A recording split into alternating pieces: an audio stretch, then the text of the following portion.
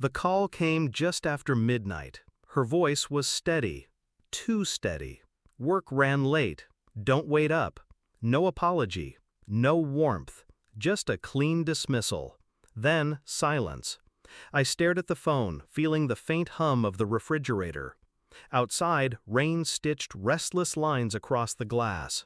Something in her tone stayed with me. Subtle distance. The kind you hear when someone's already crossed a line.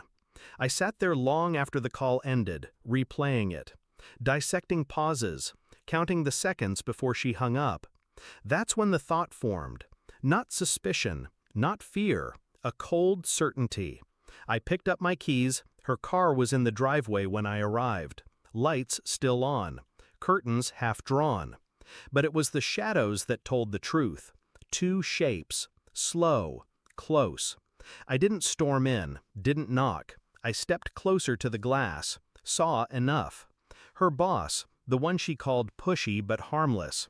His hands were anything but. And she wasn't resisting. I stayed for 12 seconds, memorizing details. The tilt of her head, the smile, not surprise, but welcome. Then I turned, walked to my car. Inside, the air was thick with my own heartbeat. Rage wanted the wheel. I kept it steady. My thoughts sharpened into something colder than anger. Calculation.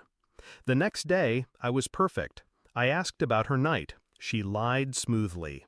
I nodded at all the right moments. I began collecting threads, her schedule, the days she came home late, receipts she didn't know I'd see.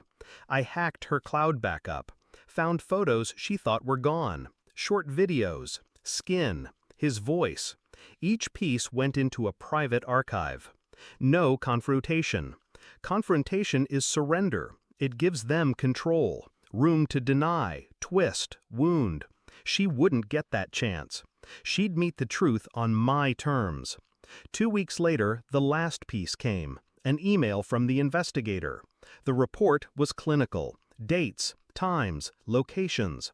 One photo stood out, her hand resting on his thigh in a restaurant she swore she hated. I printed everything, bound it neatly. That night she came home humming, wine on her breath. She saw the folder on the table. "What's this?" I slid it toward her. Her fingers trembled as she turned the pages. The smile vanished. Color drained. She looked up, searching for footing. "You followed me?" "No," I said. "I studied you."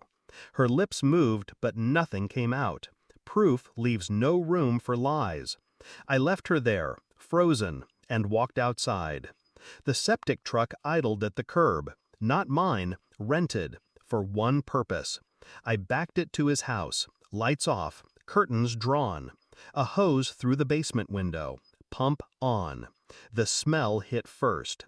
Then the sound, the thick, gurgling flood pouring over his carpets, seeping into his furniture, saturating the life he'd built. I let it run. Every gallon a quiet sentence. When the tank was empty, I drove home. She was still in the kitchen, staring at the folder. "Where did you go?" she asked. "To make sure you both remember tonight."